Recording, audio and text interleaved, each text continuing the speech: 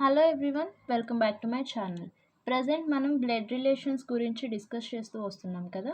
Already previous వీడియోలో blood relations మీద basics అనేవి చూసాము. అండ్ సెకండ్ వీడియోలో బ్లడ్ రిలేషన్స్లో ఫస్ట్ టైప్ అంటే కాన్వర్జేషన్ టైప్ అడిగితే ఎట్లా సాల్వ్ చేయాలి అనేది చూసాం కదా.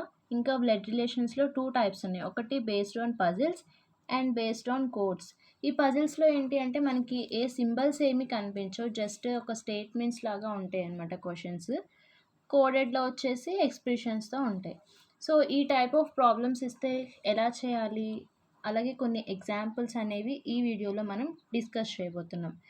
వీడియో స్టార్ట్ చేసే ముందు at the end of the video మీకు ఒకవేళ కనుక వీడియో నచ్చినట్లయితే ప్లీజ్ లైక్ చేయండి, షేర్ చేయండి అండ్ సబ్స్క్రైబ్ చేయండి. సో వీడియోలోకి వెళ్ళిపోదాం. ఇలాంటి క్వశ్చన్స్ ఇస్తే అంటే స్టేట్మెంట్ బేస్డ్ క్వశ్చన్స్ కనుక మనకి ఇచ్చినట్లయితే మనం ట్రీ డయాగ్రామ్ అనేది ఫ్యామిలీ ట్రీ డయాగ్రామ్ అనేది డ్రా చేసుకోవాలి. ఆల్రెడీ బేసిక్స్ వీడియోలో మనం ఫ్యామిలీ ట్రీ డయాగ్రామ్ గురించి చెప్పుకున్నాము. అంటే బేసిక్స్ అనేవి వస్తేనే మనకి ఏ కాన్సెప్ట్ అయినా వస్తుంది. సో మీరు బేసిక్స్ వీడియో అనేది నేను డిస్క్రిప్షన్లో లింక్ ఇస్తాను. ఒకవేళ మీరు ఆ వీడియో చూడకపోతే జస్ట్ చిన్న వీడియోనే, ఆ వీడియో చూడండి. తర్వాత ఇది చూస్తే మీకు కాన్సెప్ట్ అనేది 100% అర్థమైపోతుంది అనమాట. లేదంటే నేను కొన్ని సింబల్స్ యూజ్ చేస్తాం. అంటే మేల్ అనుకోండి రెక్టాంగులర్ బాక్స్ యూజ్ చేస్తాం, ఫీమేల్ అయితే సర్క్యులర్ యూజ్ చేస్తాం, అప్పర్ జనరేషన్ అయితే అప్పర్ యారో యూజ్ చేస్తాం. సో ఇవన్నీ కూడా మీరు కొంచెం కన్ఫ్యూజ్ అవుతారు. సో ఆ వీడియో చూసారనుకోండి, మీకు 0 జనరేషన్ అంటే ఎవరెవరు వస్తారు, ఫస్ట్ జనరేషన్లో ఎవరెవరు వస్తారు, సెకండ్ జనరేషన్లో ఎవరెవరు వస్తారు, వీటన్నిటి మీద ఒక క్లారిటీ అనేది ఉంటుంది. అప్పుడు మీకు ఇవి చాలా ఈజీగా అర్థమైపోతాయి. సో ఒకవేళ ఆ వీడియో చూడకపోతే మీరు ఒక్కసారి ఆ వీడియో అనేది చూసేయండి. సో ఈ వీడియోలోకి వచ్చేద్దాం. ట్రీ డయాగ్రామ్ అనేది డ్రా చేసుకోవాలి కదా. చాలా చాలా సింపుల్గా డ్రా చేసుకుందాం. చూడండి, ఫస్ట్ క్వశ్చన్ చూడండి. P is brother of Q. ఏమన్నాడు? P is brother of Q అంటే ఏంటంటే క్యూకి పీ బ్రదర్ అంట. ఓకే, క్యూకి పీ ఏమవుతాడు? బ్రదర్ అవుతాడు.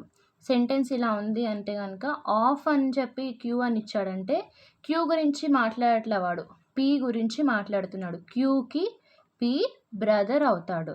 ఓకే, బ్రదర్ అంటే ఏ జనరేషన్? సేమ్ జనరేషన్, అంటే 0 జనరేషన్ కదా. సో బ్రదర్ని మనం ఎలా రిప్రజెంట్ చేస్తాం? ఇలా క్యూ పీ. పీఏ కదా బ్రదర్, అవునా? అంటే బ్రదర్ అంటే మేలా ఫీమేలా? మేల్. సో మేల్ కాబట్టి బాక్స్ అనేది డ్రా చేసుకుందాం. నెక్స్ట్ చూడండి, R is father of P. ఏమన్నాడు? R is father of P అంటే పీకి ఆర్ ఫాదర్ అవుతాడంట. పీకి ఆర్ ఏమవుతాడు? ఫాదర్ అవుతాడు. ఫాదర్ అంటే ఏ జనరేషన్? ఫస్ట్ జనరేషన్, అంటే పైనే కదా, ఫస్ట్ జనరేషన్ కాబట్టి 1 అప్పర్ యారో పెడుతున్నాను. పెట్టి ఆర్ గురించే కదా మాట్లాడుతున్నాడు. ఆర్ ఏంటి? పీకి ఫాదర్. ఫాదర్ అంటే మేల్ కదా. సో రెక్టాంగులర్ బాక్స్ అనేది డ్రా చేసుకోవాలి. Next, S is brother of T. S is brother of T. ఇక్కడ ఎస్ కనిపించట్లా మనకి, టీ కనిపించట్లా. సో ఈ యొక్క స్టేట్మెంట్ని కొంచెం సేపు పక్కన పెట్టండి, వాళ్ళిద్దరిలో ఎవరో ఒకరు వచ్చే వరకు.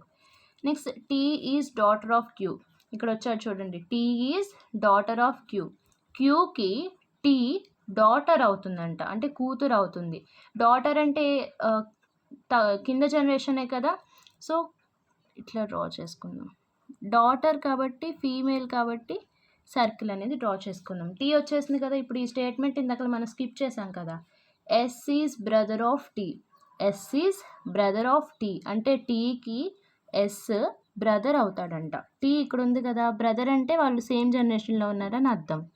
సో ఎస్ఏ కదా బ్రదర్ అయ్యేది, బ్రదర్ అంటే మేల్ కదా. సో మనం ఇలా డ్రా చేసుకుందాం. అంతే, కరెక్ట్గా 1 2 3 4 స్టేట్మెంట్స్ ఇచ్చాడు. ట్రీ డయాగ్రామ్ అనేది కంప్లీట్ అయిపోయింది. ఒక్కసారి చూడండి, P is brother of Q. Brother అంటే సేమ్ జనరేషన్లో ఉంటాడు, అవునా. సో పీ క్యూకి బ్రదర్ అంట. ఓకే, సో మేల్ కాబట్టి బాక్స్ అనేది డ్రా చేసుకుందాం. R is father of P. R is father of P అంటే పీకి R father. Okay, so father అంటే మన పైన జనరేషన్ కాబట్టి అప్పర్ యారో ఇచ్చేసి ఫాదర్ని పైన డ్రా చేసాం. మేల్ కాబట్టి రెక్టాంగులర్ బాక్స్ అనమాట. S is brother of T. S is brother of T. S T ఇద్దరు లేరు కాబట్టి ఆ సెంటెన్స్ని ఒక్క నిమిషం పక్కన పెట్టాను. Next T is daughter of Q. T is daughter of Q అంటే క్యూకి టీ డాటర్ అవుతుందంట, కానీ క్యూ మేలా ఫీమేలా మనకు తెలియదు కాబట్టి అలా వదిలేసాం. డాటర్ టీ అనేది డాటర్ కాబట్టి సర్కిల్ అనేది ఇచ్చాం. ఇప్పుడు S is brother of T. టీకి ఎస్ బ్రదర్ అవుతాడు. సో ఇలా ట్రీ డయాగ్రామ్ అనేది మనం డ్రా చేసుకుంటాం. ఇప్పుడు క్వశ్చన్ ఏం అడిగాడు చూడండి, who is the uncle of S. ఎస్కి అంకుల్ ఎవరు అని చెప్పేసి అడుగుతున్నాడు. అంకుల్ అంటే ఎవరెవరిని పిలుస్తాం మనం? మదర్ వాళ్ళ బ్రదర్ని ఆర్ ఫాదర్ వాళ్ళ బ్రదర్ని పిలుస్తాం. T S brother and sisters, అవునా? అప్పుడు టీ వాళ్ళ పేరెంట్ క్యూ అయినప్పుడు ఎస్ వాళ్ళ పేరెంట్ కూడా క్యూనే అవుతారు కదా. Yes, okay. క్యూ వాళ్ళ బ్రదరే కదా పి. అంటే ఇప్పుడు అంకుల్ ఎవరు? ఎస్కి అంకుల్ ఎవరు? పి. ఓకే, ఇది మదర్ అయినా ఫాదర్ అయినా మన పేరెంట్ వాళ్ళ బ్రదర్ మనకి అంకుల్ అవుతారు కాబట్టి ఎస్కి అంకుల్ ఎవరు? ఇక్కడ పి అన్నమాట. సో ఇలా ఈజీగా మనం ఫైండ్ అవుట్ చేయొచ్చు.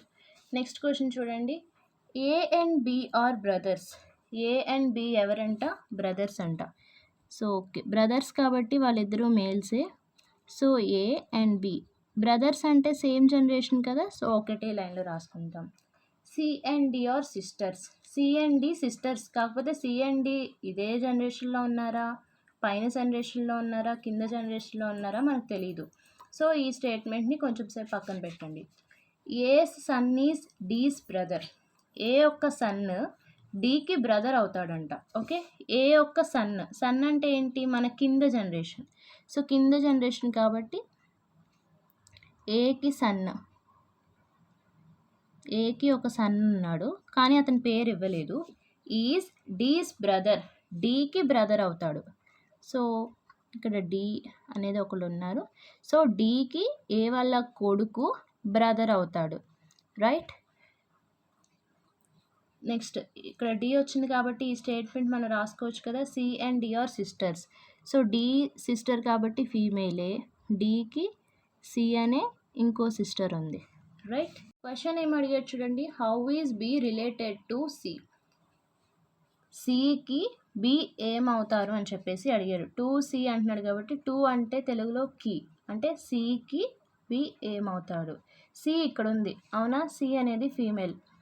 సి డి అండ్ ఇక్కడ సమ్ ఎక్స్ పర్సన్, మనకి పర్సన్ పేరు ఇవ్వలేదు. వీళ్ళ ముగ్గురు బ్రదర్ అండ్ సిస్టర్స్ కదా.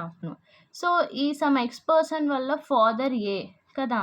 సో వీళ్ళ సిస్టర్స్ వాళ్ళ ఫాదర్ కూడా ఏనే అవుతారు కదా. సో ఫాదర్ బ్రదర్, సికి ఫాదర్ ఏ, ఏకి బ్రదర్ బి. అంటే ఫాదర్ బ్రదర్ ఏమవుతారు? ఫాదర్ బ్రదర్ అంకుల్ అవుతారు. ప్రీవియస్లో కూడా మనం అదే చూసాం కదా. సో సికి బి ఏమవుతారు? అంకుల్ అవుతారు. Next, A is brother of B and C. A అనే పర్సన్ బి అండ్ సికి బ్రదర్ అంట. Okay, D is mother of B and E. First diagram draw చేద్దాం. A is brother of, brother అంటే male కదా, A is brother of B and C. బికి సికి A అనేవాళ్ళు brother, but B and C మేలా ఫీమేలా అనేది మనకి తెలియదు, సో అలా వదిలేస్తాం. D is mother of B అని చెప్పేసి ఇచ్చాడు. D is mother of B అంటే బికి డి మదర్ అవుతారు. సో బి వాళ్ళ mother D. Mother upper generation కదా, సో అప్పర్ యారో వేసేసి పైన రాసుకున్నాం. మదర్ అంటే ఫీమేల్ కాబట్టి సర్కిల్ ఇచ్చేసాం. ఈ ఈజ్ ఫాదర్ ఆఫ్ ఏ. ఏకి ఈ అనే అతను ఫాదర్ అంట. ఫాదర్ కూడా అప్పర్ జనరేషనే కదా, ఫాదర్ అంటే మేల్. సో వీళ్ళేమో బ్రదర్స్ అండ్ సిస్టర్స్ అనుకుందాం. అంటే వీళ్ళు ఒకవేళ అమ్మాయిలు అయితే సిస్టర్స్ అవుతారు, అబ్బాయిలు అయితే బ్రదర్స్ అనుకుందాం. ఓకే, బి వాళ్ళ మదర్ ఎవరు? డి. ఏ వాళ్ళ ఫాదర్ ఎవరు? ఈ. అంటే అప్పుడు వీళ్ళిద్దరు ఏమవుతారు? వైఫ్ అండ్ హస్బెండ్ అవుతారు, రైట్? సో మనం డయాగ్రామ్ అయితే కంప్లీట్ చేసుకున్నాం. క్వశ్చన్ ఏమి అడిగాడు, which of the following statement is not true. కింద ఇచ్చిన స్టేట్మెంట్స్లో ట్రూ కానిది ఏది అంటే రాంగ్ స్టేట్మెంట్ ఏది అని అడుగుతున్నాడు. ఏ ఈజ్ సన్ ఆఫ్ ఈ. ఏ ఈజ్ సన్ ఆఫ్ ఈ కరెక్టే కదా. ఈ ఫాదర్ అయినప్పుడు ఏ సన్ అవుతాడు, అంటే first one is right. D is wife of E. D is wife of E అంటే ఈకి డి వైఫ్ అవుతుంది అంటున్నాడు, రైటే కదా. ఈకి డి వైఫే అవుతుంది. Next, A is son of D. A is son of D. ఈకి సన్ అయినప్పుడు వాళ్ళ వైఫ్కి కూడా ఏ సన్నే కదా, సో సి కూడా రైటే. సో ఆబ్వియస్లీ బి అనేది wrong statement. B is brother of C. B is brother of C అని ఇచ్చేసాడు. అంటే బి అనేది మేల్ పర్సన్ అని వాడే ఇస్తున్నాడు, కానీ మనకి క్వశ్చన్లో ఇవ్వలేదు ఇది మేలా ఫీమేలా అని చెప్పి మనకి ఇవ్వలేదు, కానీ ఆప్షన్స్లో బ్రదర్ అంటున్నాడు. సో మనకి క్వశ్చన్లో ఇవ్వలేదు కాబట్టి ఆబ్వియస్లీ ఇది wrong answer.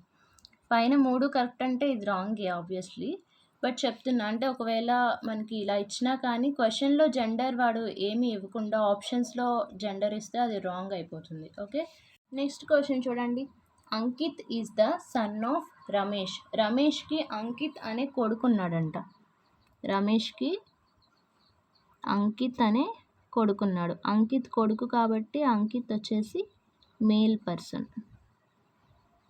Next, Manju is the daughter of Anil. Anil అనే అతనికి మంజు అనే డాటర్ ఉంది, సో వాళ్ళ తర్వాత రాద్దాం.